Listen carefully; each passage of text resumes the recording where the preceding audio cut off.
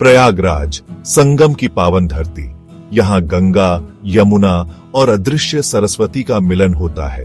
इस पवित्र स्थल पर हर 12 साल में एक दिव्य मेला लगता है, महाकुंभ मेला।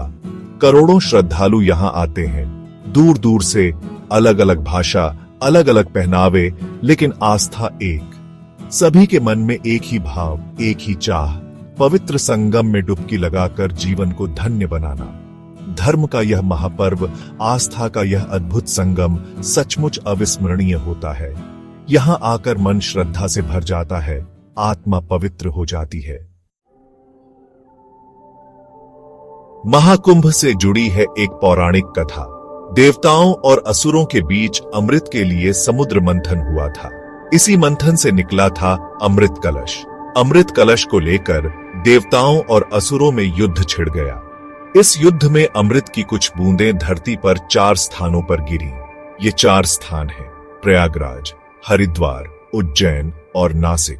जहां जहां अमृत की बूंदें गिरी, वहां महाकुंभ का आयोजन होता है।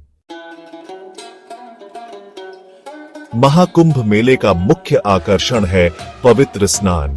श्रद्धालु भोर से पहले ही संगम तट पर पहुंच जाते हैं। सूर्योदय के साथ ही पवित्र डुबकी का सिलसिला शुरू हो जाता है।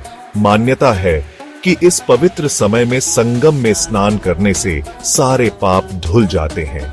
जीवन में सुख, समृद्धि और मोक्ष की प्राप्ति होती है।